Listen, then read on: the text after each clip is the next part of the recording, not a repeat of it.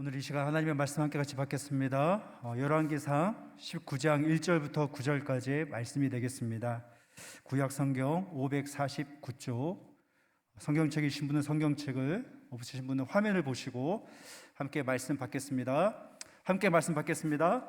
아합이 엘리야가 행한 모든 일과 그가 어떻게 모든 선지자를 칼로 죽였는지를 이세벨에게 말하니, 이세벨이 엘리사에게 보내어 이르되 내가 내일 이맘때에는 반드시 내 생명을 저 사람들 중 한 사람의 생명과 같게 하리라. 그렇게 하지 아니하면 신들이 내게 벌 위에 벌을 내림이 마땅하니라 한지라. 그가 이 형편을 보고 일어나 자기의 생명을 위해 도망하여 유다에 속한 브엘세바에 이르러 자기의 사환을 그곳에 머물게 하고 자기 자신은 광야로 들어가 하루 길쯤 가서 한 로뎀 나무 아래에 앉아서 자기가 죽기를 원하여 이르되 여호와여 넉넉하오니 지금 내 생명을 거두시옵소서. 나는 내 조상들보다 낫지 못하나이다 하고 로뎀 나무 아래에 누워 자더니 천사가 그를 어루만지며 그에게 이르되 일어나서 먹으라 하는지라. 본즉 머리맡에 숯불에 구운 떡과 한 병 물이 있더라. 이에 먹고 마시며 다시 누웠더니 여호와의 천사가 또 다시 와서 어루만지며 이르되 일어나 먹으라. 네가 갈 길을 다 가지 못할까 하노라 하는지라. 이에 일어나 먹고 마시고 그 음식물의 힘을 의지하여 40주 40야를 가서 하나님의 산 호렙에 이르니라.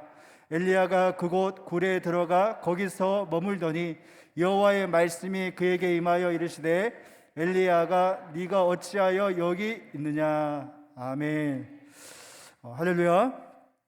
오늘 우리에게 주실 말씀을 선포해 주실 목사님은 우리 교회가 협력하고 있는 광주 우리들 교회 담임 목사님이신 김경순 목사님이십니다. 이 시간 나오셔서 말씀 전해 주실 때 큰 은혜 받으시길 바랍니다. 원래 제 이름이 경순이긴 한데 개명한 지가 지금 한참이 지났는데 김경순으로 소개해서 순간 당황했습니다. 다른 분이 오신 줄 알고. 김환규 목사님이 저를 이제 26년 가까이 알고 지내다 보니까 개명한 이름이 마음에 안 드셔서 그러신 건지 경순으로 오랜만에 불려지긴, 제가 12년 만에 처음으로 지금 이름이 세종 땅에서 울려 퍼지게 됐습니다. 감사해요. 자, 예수 그리스도 이름으로 여러분에게 명령하고 선포합니다. 여러분 안에 혹여 있을 어둠, 공허, 혼돈이 이 시간 물러가고 예수께서 가라사대 빛이 있으라 하심에 빛의 역사가 여러분의 몸과 영혼 안에 깃들기를 주의 이름으로 축복합니다. 네. 오늘도 이 말씀, 내가 어찌하여 여기 있느냐라고 하는 말씀을 가지고 은혜 나누려고 광주에서 올라온 김사무엘 목사입니다. 네. 아닙니다. 자, 요즘 위드 코로나 시절을 보내면서 아마 이런 증상을 호소하시는 분들이 상당수 되리라 봅니다. 갑자기 살맛을 잃어버리고요, 삶의 의욕이 점점 사라져가고 있는 경험을 하신 분들이 많을 거예요. 오늘 교회에 와서 금방 손을 들고 찬양하고 눈물 흘리며 은혜의 감격 속에 있다가도 주차장에 들어서서 집에 들어가기 시작하면 또 찬양했던 마음이 금세 또 사라져버리고 없어요.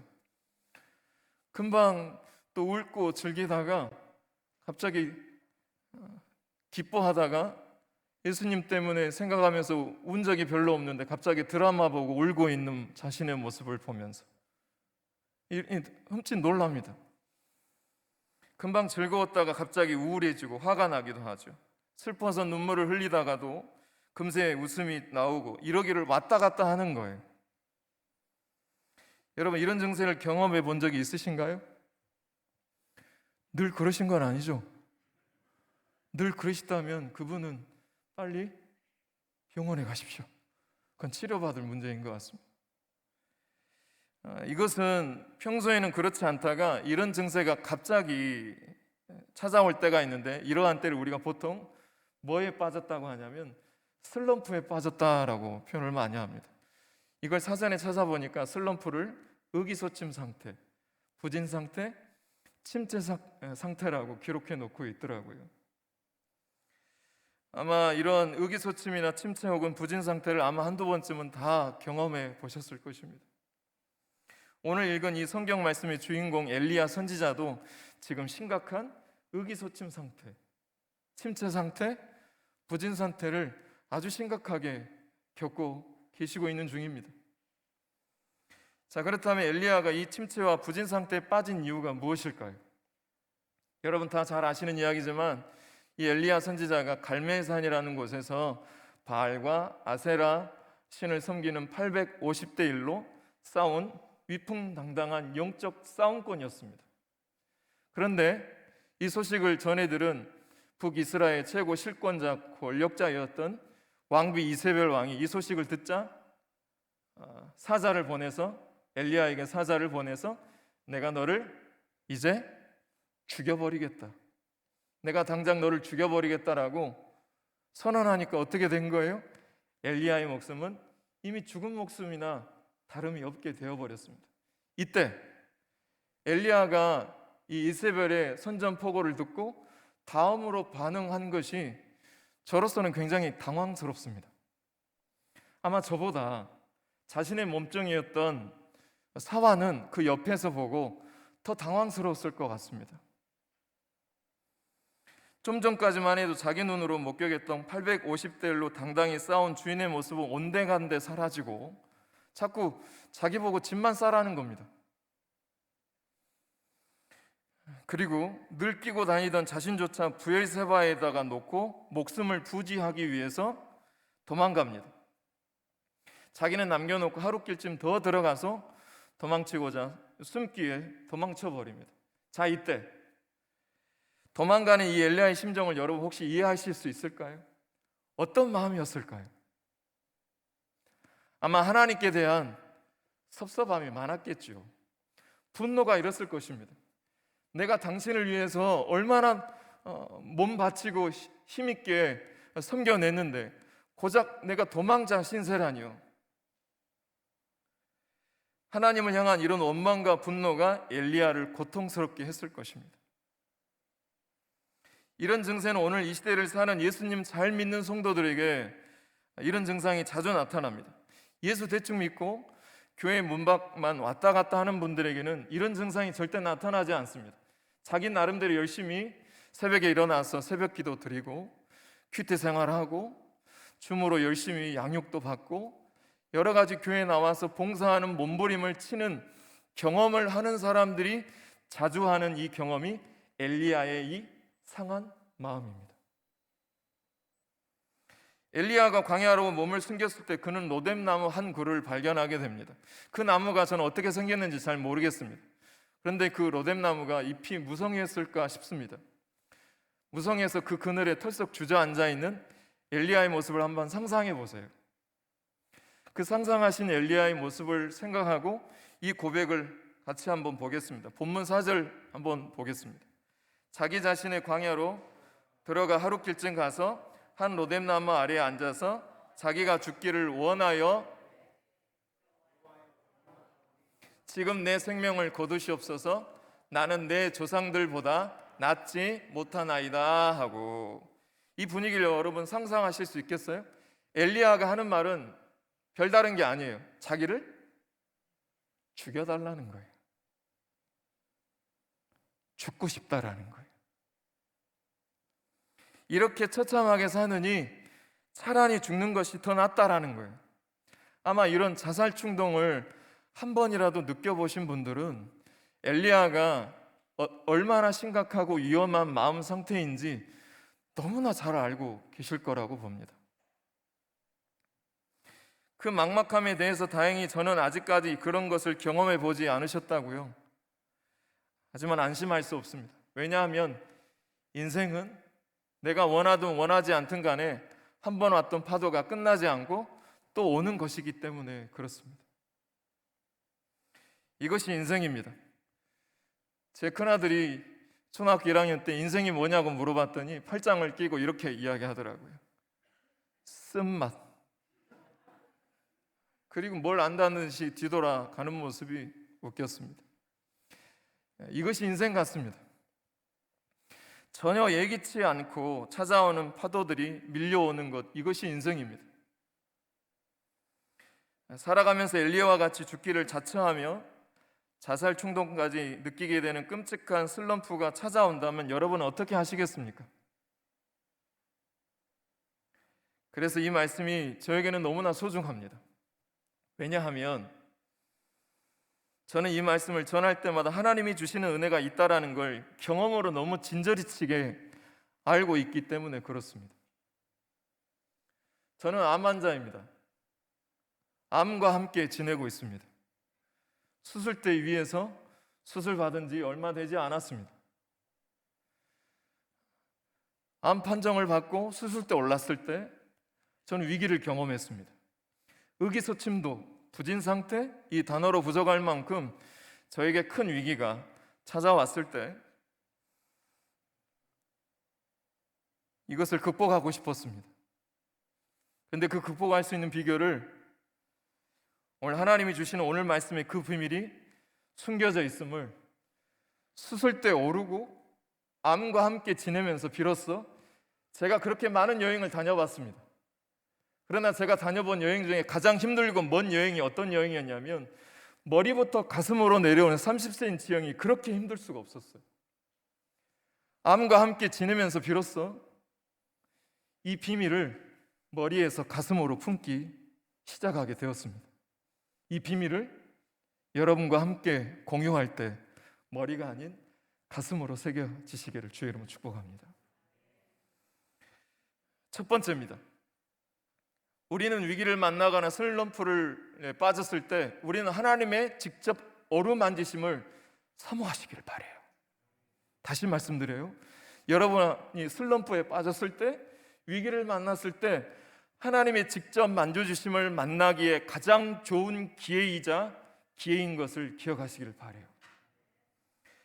엘리야가 로뎀나무 아래서 낙심되어 가지고 누워 자고 있는데 하나님이 그에게 누굴 보내주시냐면 천사를 보내주십니다.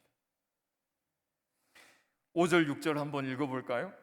천사가 그를 어루만지며 그에게 이르되 일어나서 먹으라 하는지라 본즉 머리맡에 숯불에 구운 떡과 한 병 물이 있더라. 이에 먹고 마시고 다시 누웠더니. 낙심한 엘리야에게 하나님이 천사를 보내주시고 자상하게 만져주시는 하나님의 손길을 여러분 기대하시기를 바랍니다. 저는 이 대목의 말씀을 읽을 때마다 제 스스로 감동을 받아요. 여러분, 세상 지도자를 너무 믿지 마세요. 의지하지도 마세요.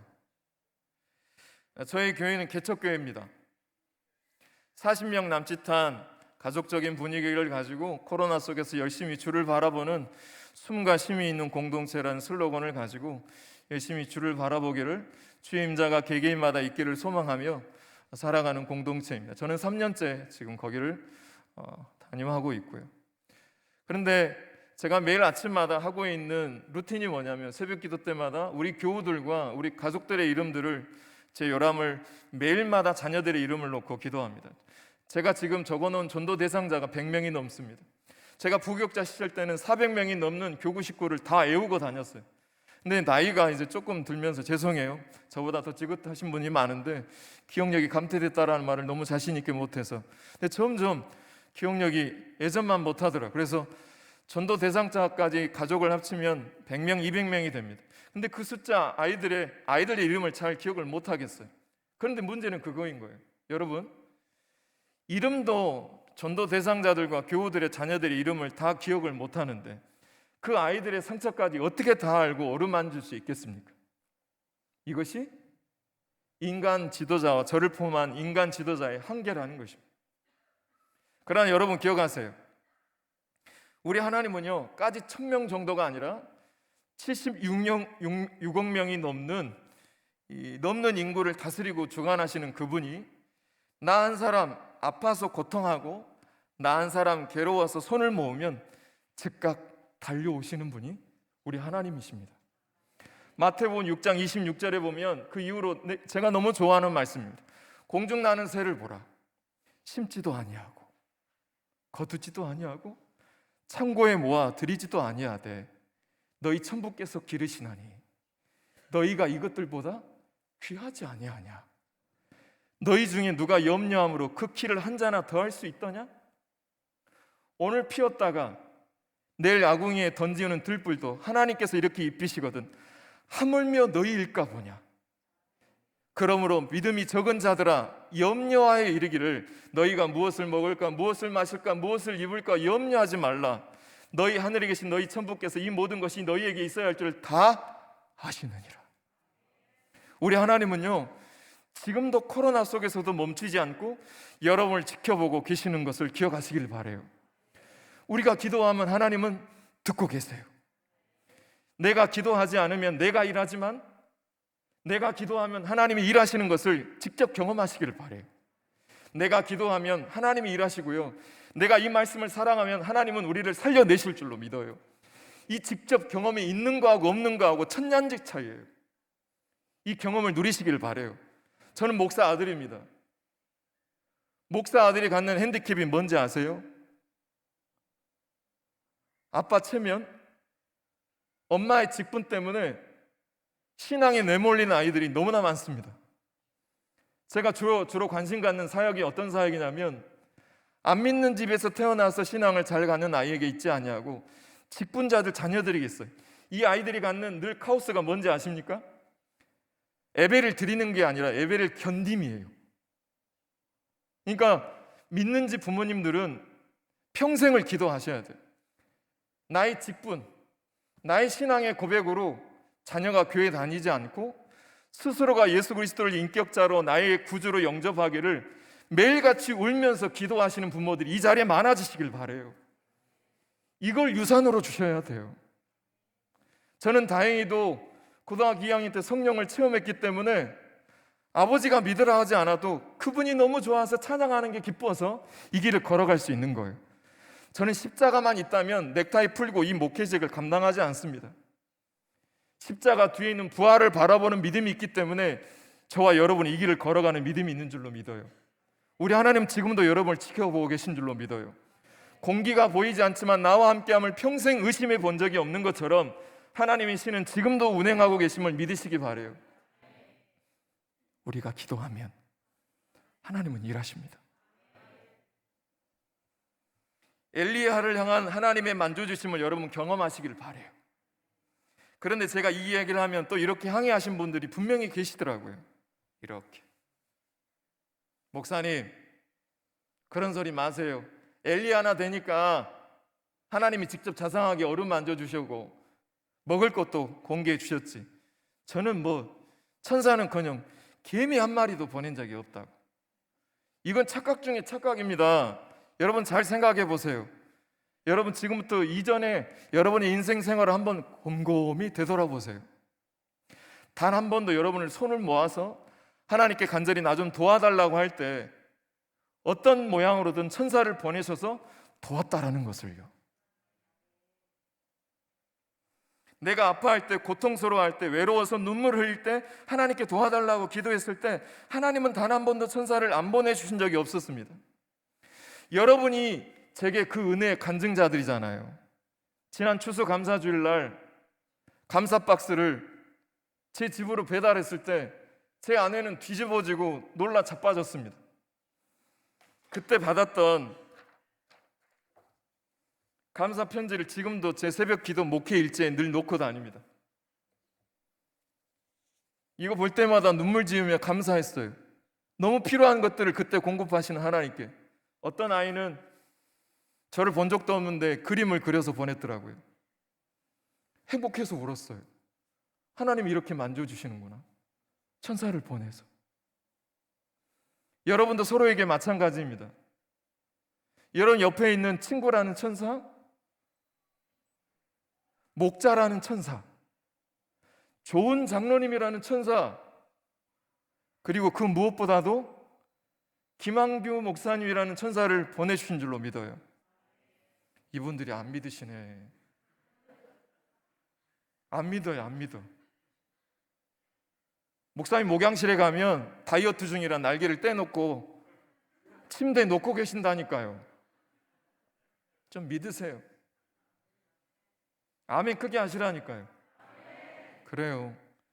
그리고 오늘 집밥만큼은 못하겠지만 특별히 외식 외식 셰프 김사무엘 셰프를 여러분에게 천사로 보내주신 줄로 믿어요. 아멘 좀 하세요. 좀 제발. 제가 날개 KTX 때문에 못하고 두고 왔다니까요. 자, 잘 들으세요. 옆에 앉아서 이 말씀을 듣고 계시고 있는 옆에 동지를 한 번만 보세요. 한 번만 보세요. 손은 잡지 말고 사회적 거리를 두면서.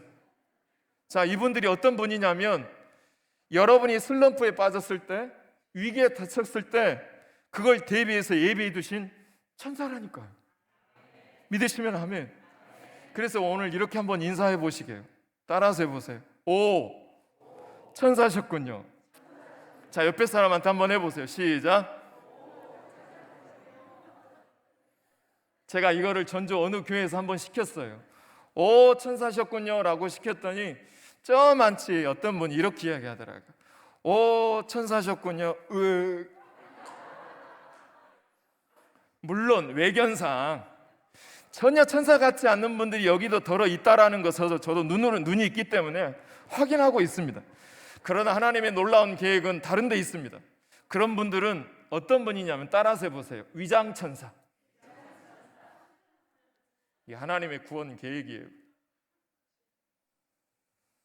그런데 이렇듯 위기를 만났을 때 간접적인 천사의 격려도 우리에게 필요하지만 어떤 때는 하나님의 직접적인 만져주심이 필요하기도 해요.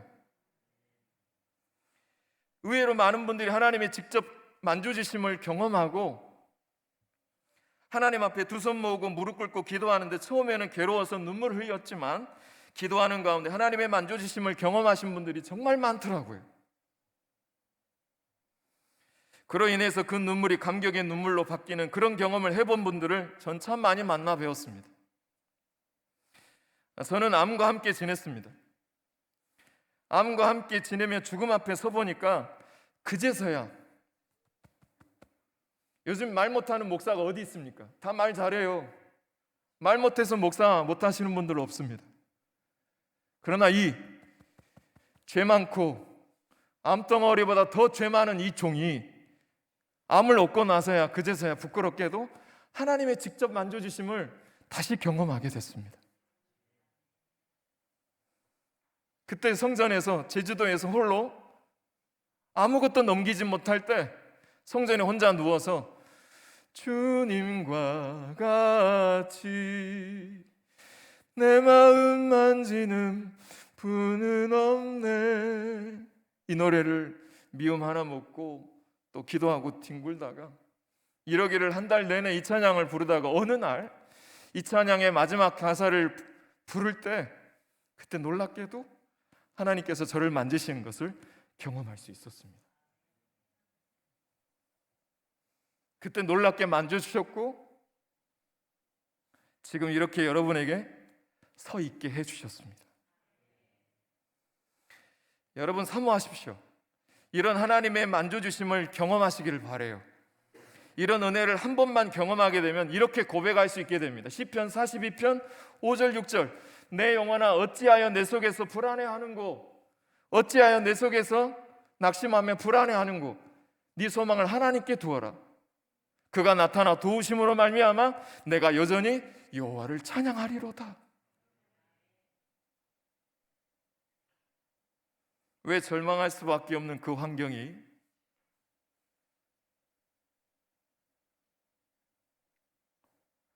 오히려 찬송할 수 있는 조건이 될 수 있을까요? 왜 그랬겠습니까?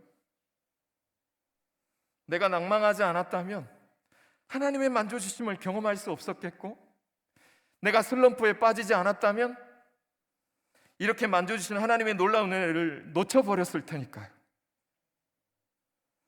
이 낙심된 마음, 병든 육체, 상한 나의 심령, 가난한 이 심령이 하나님을 경험하는 통로가 되어서 오히려 찬송할 수 있게 되었다라는 말을 기억하시길 바라요. 저는 그 누구보다 암을 겪어내는 성도들의 마음을 누구보다도 잘 아는 목사가 되어버리고 말았습니다. 언더스탠드라는 말을 그 어느 때보다 절실하게 알게 되었습니다. 예수 그리스도가 인간의 몸을 가지고 언더해서 스탠드한 사건을 저는 암을 통해서 깊이 더 경험할 수 있게 되었습니다. 언더에서 스탠드하는 거 결코 쉽지 않습니다. 어느 날 성도님이 암을 겪으셨는데 제가 암 걸린 줄 모르고 그분이 많은 분들이 신방했지만 부탁해서 그분에게 만났는데 제가 단 한마디 하니까 펑펑 우시더라고요. 저도 너무 놀랐어요. 암을 겪어내시는 그분에게 제가 한마디 했어요. 성도님, 저도 암이에요. 그래서 펑펑 우는 거예요. 그래서 그분이 뭐라고 하냐면 목사님도 암이니까 너무 좋대요. 환장할 노릇이죠. 이게 예수님이 우리에게 주신 구원의 감격이에요. 누구보다도 내 마음을 잘 아시는 예수님의 언더스탠드 사건이 십자가 사건입니다. 저는 암 덕분에 오히려 성도들을 이해하고 품을 수 있는 더 거룩한 복음의 무기를 저에게 장착해 주셨어요. 여러분 이 말씀을 아시죠? 욥기 23장 10절 너무나 잘 아시는 말씀. 그가 나를 단련한 후에는 나의 가는 길을 오직 그가 아시나니. 그 다음에 뭐예요? 그가 나를 단련하신 후에는 내가 뭐같이 나오리라? 순금같이 정금같이 나오리라. 암과 함께 지내면서 이 고통 끝내달라고 성전 바닥을 훑어대면서 홀로 아픈 배를 안고 뒹굴었을 때 하나님이 말씀하셨어요. 그렇게 쓰임받고자 원했던 내게 암을 주신 하나님을 원망하며 우는 저에게 하나님께서 분명한 음성으로 말씀하셨어요. 사무엘, 나는 네가 쓰임받기보다는 이 병마를 통해 정금같이 깨끗해지면 좋겠구나. 하나님은 제가 쓰임받는 것을 관심이 없어요. 뭐에 관심이냐면 네가 이전보다 거룩해지고 깨끗해지기를 원하시는 게 이 단련의 코스였던 거예요. 우리가 어려움을 슬럼프를 얻는 것은 내가 쓰임받기 위한 연단의 도구보다 더 깊은 곳에는 하나님이 나를 거룩하게 하시려고 두 눈 가지고 지옥 가느니 한 눈을 가지고 영혼을 구원받게 하시려고 하시는 것이 하나님의 위대한 구원 계획이 있음을 믿습니다. 저는 이 음성에 정말 펑펑 울면서 암을 주셔서 너무 감사해요 라고 뒹굴면서 하나님께 감사하면서 춤췄어요. 너무 행복했어요. 그러면서 하나님이 저에게 방언을 새롭게 또 주시면서 놀랍게도 제가 인지하지 못했던 잠재의식 속에 있는 회개, 말할 수 없는 탄식으로 간구하게 하시는 성령님을 통하여 회개하기 시작하는데 자그마치 537가지 회개 기도를 시키셨어요. 죄를 그렇게 많이 토해냈어요. 죄를 토해내자 놀랍게도 염증이 가라앉기 시작했고 최근에는 염증이 건강한 정상인보다 훨씬 낮은 0.7이 나왔습니다. 하나님이 나에게 죄를 비워내자 회개의 기도를 드리자 하나님께 비워낸 그 자리에 건강을 채워주셨습니다. 사랑하는 성도 여러분, 이런 하나님의 직접 만져주심을 경험하시기를 주의 이름으로 축복합니다. 낙심한 엘리야를 두 번째입니다. 두 번째, 낙심될 때마다 하나님 앞에 자신이 어떠한 존재인가를 점검하고 제자리로 돌아가야 합니다. 낙심한 엘리야를 찾아오신 하나님이 뭐라고 말씀하십니까? 본문 구절 한번 보겠습니다. 우리 같은 목소리로 시작. 엘리야가 그곳 굴에 들어가서 머물더니 여호와의 말씀이 그에게 임하여 이르시되 엘리야야 내가 어찌하여 여기 있느냐. 이 말씀은 무엇을 의미할까요? 너는 이 초라한 나무 밑에 웅크리고 앉아 자살 충동이나 느끼고 있을 그런 신분이 아니라는 것입니다. 내가 너에게 사명을 주지 않았니? 악한 아하방을 향해서 고통 중에 신음하는 백성들을 향해서 내가 역할을 주지 않았니? 자, 이걸 쉽게 이야기할게요. 물고기 한 마리가 있었어요. 이 물고기 한 마리가 파도가 넘실대는 바다 너머로 보이는 황금찬란한 은빛 찬란한 백사장이 너무 황홀하고 아름다워 보였어요. 그러던 어느 날 이 물고기가 뭐가 있었던 물고기였냐면 뭐가 있어요? 머리가 있는 물고기였어요. 그래서 파도가 많이 치는 날 파도가 치는 이 멋진 파도를 이용해서 트리플 악셀로 슬라이딩 해가지고 그 은빛철나는 백사장에 딱 아름답게 착지했어요. 자, 어떤 일이 벌어졌을까요? 6.25 난리는 난리도 아닙니다. 이런 난리도 없어요. 자, 이거를 뭘로 이야기하냐면, 여러분 횟집에 가면 도마 위에 놓여있는 화로 보신 적 있으시죠? 숨이 할딱거리면서 고통스러워서 팔딱거리는 모습, 그 모습하고 영락없이 똑같습니다. 바다에서 본 백사장, 은빛 찬란한 백사장에 막상 누워보니 그 어때요? 죽을 지경인 거예요. 자, 이때 죽을 지경에 놓여있는 이 물고기를 위해서, 여러분 이 물고기를 발견했다면 이 물고기를 위해서 해줄 수 있는 최대한의 배려가 무엇일까요? 제가 보고 말았습니다. 어떤 분이 갑자기 웃으면서 입맛을 다시시는데, 분명히 제가 투시 은사는 아니지만 초장을 생각하신 거로 보입니다. 그것도 고기를 위해 최대한 배려할 수 있는 배려겠지만 설교 문맥상 맞지 않습니다. 그 부분 언급하는 건 생략하기로 하고 다시 묻겠습니다. 이 물고기를 위해서, 죽을 지경에 놓여 있는 이 물고기를 위해서 해줄 수 있는 최대한의 배려가 무엇일까요? 아가미에 물 한 컵 부어드리는 걸까요? 아니면 썰렁한 이야기지만 고기야 힘내라고 격려해 주는 걸까요? 위치를 이탈한 이 물고기를 위해서 해줄 수 있는 최대한의 배려는 물컵 부어주는 거 아닙니다. 격려해 주는 것도 아니에요. 그냥 빨리 그 물고기를 바다로, 원위치로 돌려주는 것입니다. 자, 낙심한 엘리야에게 던진 하나님의 질문이 바로 이거예요. 내가 어찌하여 여기 있느냐. 이게 뭔 말이에요? 위치가 틀렸다라는 거예요. 거기 있을 신분이 네가 아니라는 겁니다. 초라한 나무 밑에 웅크리고 있으면서 나 자살하고 싶어요, 전 자살이나 해야 되는 사람이야 라고 하는 그런 고백을 할 위인들이 아니라는 겁니다. 하나님은 엘리야에게 나가서 선포하라고 말씀하고 있습니다. 왜 자꾸 새 힘을 달라고 기도하고 계십니까? 우리 주님은 포도나무고 우리는 가지고, 그가 내 안에 내가 그 안에 거하면 우리는 많은 열매를 맺을 수 있고, 그분을 떠나서는 아무것도 할 수 없는 존재가 우리 존재인 것을 기억하시길 바라요.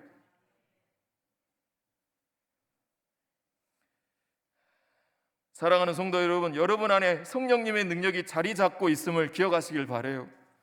공기가 보이지 않지만 하나님은 분명히 하나님의 신이 이 순간에도 운행하고 계심을 믿으시기 바라요. 제가 설날 명절 때 나갔는데 눈이 치워져 있더라고요. 그 다음 날도 눈이 치워져 있어요. 고맙죠. 이게 바로 하나님의 역사예요. 보이지 않지만 나보다 앞서 행하시면서 내가 보지 못하지만 어떤 위인들을 통해서 앞서 행하시는 그 하나님의 역사가 저와 여러분에게도 있음을 기억하시길 바라요. 사랑하는 성도 여러분, 일어나 달려가시길 바랍니다. 여러분 일어서서 달려가시기를 주의 이름으로 축복합니다. 설교를 가름하면서 보석 같은 세종 한빛 가족 공동체 여러분, 요즘 지구 환경이 이대로라면, 그 책을 제가 한 권을 봤는데 우리나라 현장 보고서를 쓴 내용도 있었는데, 그 내용을 보니까 이대로라면 이 지구가, 우리 땅도 마찬가지겠지만 30-40년 뒤에는 김해에 있는 롯데 월드파크가 바닷속에 잠긴답니다. 김해가 없어져요. 인천 용정도와 인천 지역이 수장된다고 합니다. 이번 대선은 역대 최대 선택 장애를 일으키는 대선이랍니다. 최근에 캐나다에서는 실제로 일어났는데, 모이는 교회를 실제로 팔아버리고 온라인 교회로 대체되어 버렸답니다.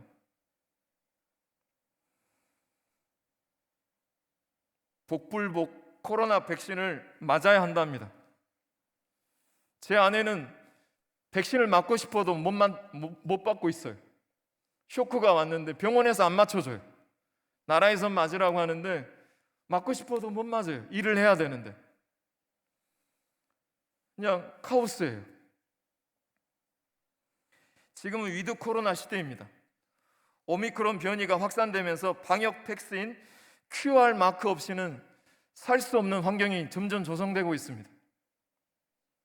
가족과 함께 식당도, 혼자서 마트도, 도서관도 가는 것이 어렵습니다.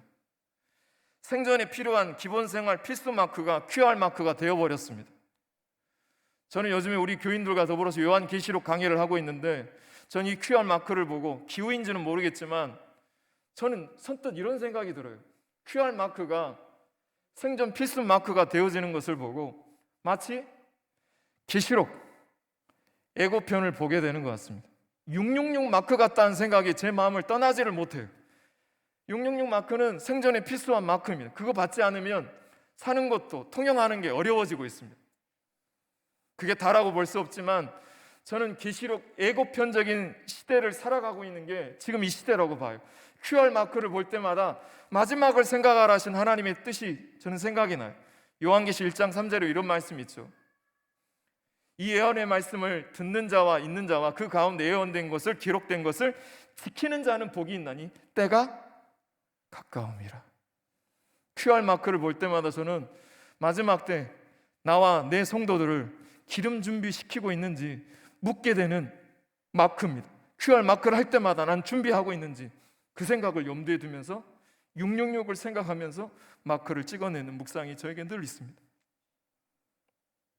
그 어느 때보다도 혼돈과 공허가 차올라 선택이 어려워진 시대를 살아가고 있습니다. 솔직히 성경 보는 자로 요즘 세상 돌아가는 장면들을 보면 두렵고 무섭습니다. 이 구절 한번 볼까요? 시편 18편 29절에 보면 내가 주를 의뢰하고 적군을 향해 달리며 내 하나님을 의지하고 담을 뛰어넘나이다. 이 말씀의 표현대로라면 넘을 수 없는 담을 만난 심정이 요즘 시대인 것 같습니다. 그 어느 때보다도 로뎀나무 아래로 달려가고 싶은 엘리야의 심정입니다.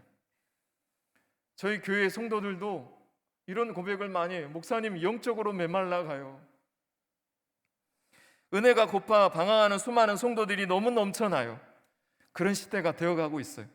그러나 세종한빛교회는 거기에 열애가 되어지는 은혜가 있는 교회인 줄로 믿어요. 그 어느 때보다도 위기라고 사람들이 말 많이 합니다. 전 개인적으로 유기성 목사님을 참 좋아하는데 이 시절들을 놓고 기록한 칼럼 글이 있었는데 이 시기를 이렇게 기록해 놓고 있더라고요. 이때 우리가 조심할 것은 문제가 없어지게 해달라고만 기도하는 것은 더 이상 의미가 없다. 그런 기도는 결코 응답받을 수 없기 때문이다. 우리가 기도해야 되는 것은 담이 없어지게 하는 것이 아니라 하나님을 의지하고 담을 뛰어넘는 것이다. 문제가 없어지는 것이 아니라 문제보다 더 큰 하나님을 만나는 것이다. 보석 같은 세종한빛 성도 여러분, 하나님을 만나면 담이 없어지는 것이 아니라 담이 작게 보이기 시작합니다.